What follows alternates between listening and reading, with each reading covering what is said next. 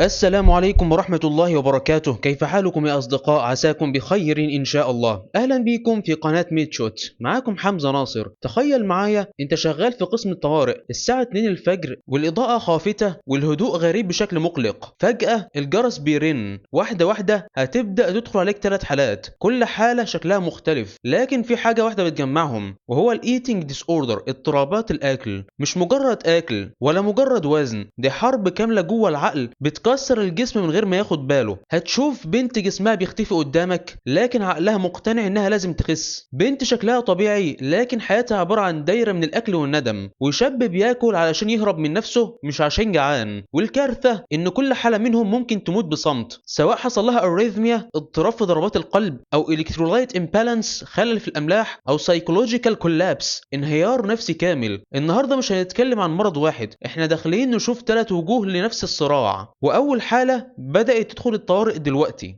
بداية هديك 3 سيناريوهات، كل سيناريو هتوقف الفيديو وتقرأه، بعد كده تفتح الفيديو علشان نتناقش مع بعض فيه. وأول سيناريو معانا بنت عندها 19 سنة اتجابت الطوارئ وهي في حالة إنهاك شديد جدا، شكلها أول ما تشوفه يخض. عندها سيفير ويت لوس، نحافة شديدة جدا، وفاتيج، تعب عام، سينكوب أو فينتينج إبيسودز، أكتر من مرة حصل لها إغماء. وأول ما تبدأ تاخد التاريخ المرضي بتاعها الأم تقولك هي بقالها حوالي 8 شهور تقريبا بتاكل قليل جدا وبتخاف جدا تزيد في الوزن. هنا بنبدأ نفهم الصورة الحقيقية، إن هي بتعمل فود ريستريكشن، بترفض الأكل بسبب خوف مرضي من زيادة الوزن، fear of weight gain. أما جينا نفحصها ونعمل لها تحاليل لقينا البي ام اي، البودي ماس اندكس، عندها 14، فده دليل ان عندها سيفير اندر ويت. ولقينا عندها بريدي كارديا، بطء في ضربات القلب، وهايبوتنشن، ضغط منخفض، وهايبوثيرميا، حرارتها منخفضه. وما عملنا لها اي سي جي لقينا موجود معانا كيوتو برولونجيشن، ودي علامه خطيره جدا على وجود اضطراب في كهربه القلب.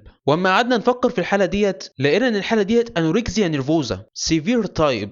الفكرة الأساسية ده مش دايت ولا نحافة عادية، دي حالة فيها سيطرة نفسية على الأكل أدت لتجويع ذاتي self starvation.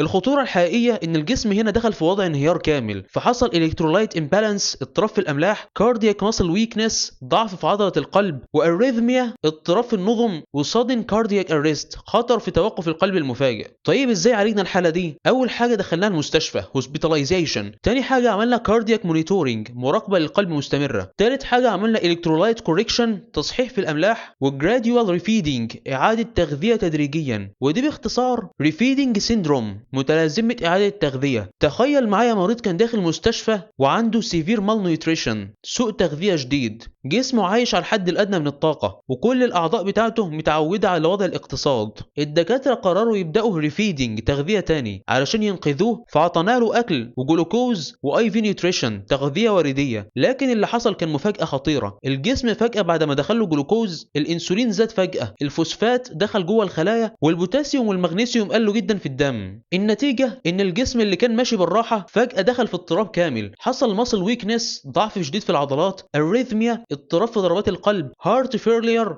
ممكن ان هو يوصل لفشل قلبي او sudden death، موت مفاجئ. والمفاجأة هنا ان المشكلة مش في اننا اكلناه، لكن في سرعة اعادة التغذية بعد الجوع الطويل، rapid refeeding. الخلاصة المريض اللي كان ضعيف ممكن يموت مش من الجوع لكن من الأكل السريع زيادة عن اللزوم. في معنى سؤال مهم جدا، ليه الحالة دي خطيرة رغم انها نحيفة بس؟ لان تحت الشكل الخارجي في عنده بريديكارديا، قلبه بطيء وضعيف، وكيوتو برولونجيشن، الكهرباء مضطربة، وسيفير ستارفيشن، الجسم في حالة جوع كامل. يعني الخطر مش في الوزن، الخطر في انهيار الجسم من الداخل. الخلاصة معانا الانوركسيا نيرفوزا اضطراب نفسي وجسدي مع بعض، بيبدأ بفكرة الخوف من الوزن وبينتهي بخطر حقيقي على الحياة life threatening condition.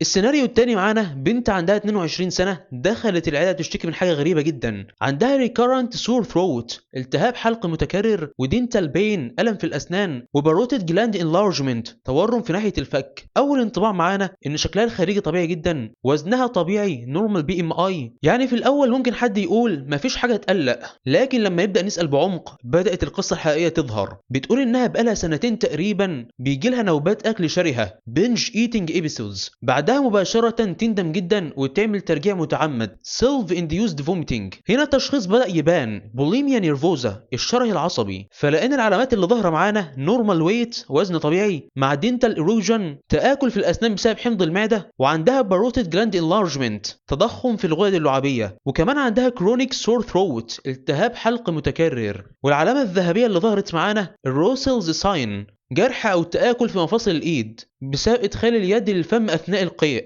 والتحاليل المتوقعة معانا إن يظهر عندها هايبوكاليميا ميتابوليك الكالوزز وكاردياك أريثميا. فالحالة دي معانا كانت اسمها بوليميا نيرفوزا. المشكلة مش في الوزن لكن في نوبات فقدان السيطرة على الأكل loss of control binge eating ومحاولة التخلص منها بشكل مؤذي purging behavior. طيب ليه الحالة دي خطيرة؟ بالرغم إن الشكل الخارجي طبيعي لكن داخليا موجود عندنا electrolyte imbalance اضطراب في الأملاح وcardiac instability ضعف في القلب وsudden arrhythmia risk خطر في توقف مفاجئ للقلب. خطة العلاج اللي عملناها بقى أول حاجة عملنا علاج نفسي psychotherapy. تاني حاجة بدأنا نديلها CBT Cognitive Behavioral Therapy علشان نعدل العلاقة مع الأكل وصورة الجسم. تالت حاجة ادينالها أنتي ديبريسنت SSRI وخصوصا فلوكسيتين. الخلاصة من القصة دي البوليميا نيرفوزا هو اضطراب أكل شره بنج ايتنج مع سلوك تعويضي Compensatory Behavior. أخطر نقطة معانا المريض بيكون شكله طبيعي لكن جسمه في خطر داخلي حقيقي. السيناريو التالت معانا راجل عنده 28 سنة دخل العيادة وهو مش جاي يشتكي من أي حاجة عضوية لكن بيقول جملة بسيطة جدا: في وقت التوتر أو الحزن بلاقي نفسي باكل بشكل مش طبيعي ومش بقدر أوقف. ومع الوقت القصة بدأت تتضح. بيحكي إنه بيجيله نوبات بياكل فيها كميات كبيرة جدا من الأكل binge eating episodes وبسرعة شديدة ومن غير تحكم loss of control. المهم هنا مش مجرد أكل زيادة لكن إحساس إنه مش قادر يوقف نفسه. فبعد النوبة مباشرة بيحصل له التالي: بيبقى عنده guilt إحساس شديد بالذنب shame إحساس بالعار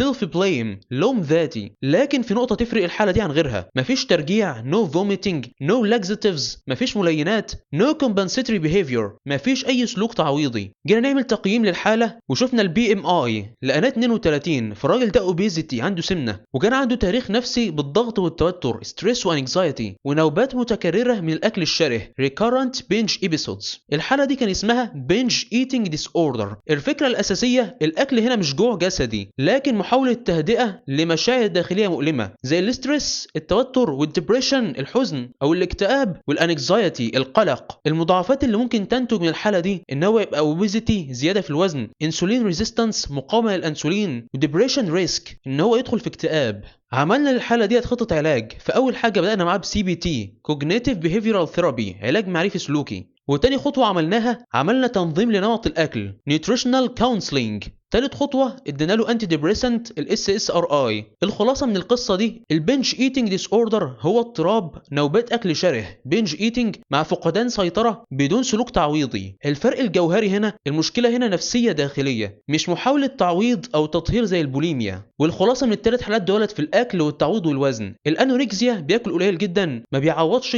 والوزن بتاعه قليل. اما البوليميا فبياكل كتير وبيعوض والوزن غالبا بيكون طبيعي. اما البنج ايتنج بياكل كتير جدا ما بيعوضش والوزن بيكون عالي. وبكده خلصت معانا الرحلة. 3 حالات شكلهم مختلف لكن الحقيقة واحدة، كلهم مش بيعانوا من الأكل، كلهم بيعانوا من العقل. بنت كانت بتخاف من زيادة الوزن فخسرت حياتها قبل وزنها. بنت تانية كانت بتحاول تسيطر على نفسها لكن فقدت السيطرة تماما. وشخص كان بيحاول يهرب من مشاعره فغرق فيها أكتر. وانت كهيلث كير بروفايدر لازم تفهم المرض ده مش ظاهر في التحاليل بس، ده ظاهر في نظرة المريض لنفسه وخوفه وسلوكه اليومي. الرسالة الأخيرة في الايتنج ديس اوردر انت مش بس بتعالج اكل، انت بتعالج عقل شايف نفسه بطريقه غلط. ولو في حاجه واحده لازم تخرج بيها من الحلقه دي ان مش كل مريض نحيف هو عايز يبقى نحيف، ومش كل مريض بياكل كتير بيكون جعان. وبس كده. لو عجبك الفيديو ما تنساش تعمل لايك وتشترك في القناه علشان يوصلك كل جديد. سبحانك اللهم وبحمدك اشهد ان لا اله الا انت استغفرك واتوب اليك. والسلام عليكم ورحمه الله وبركاته.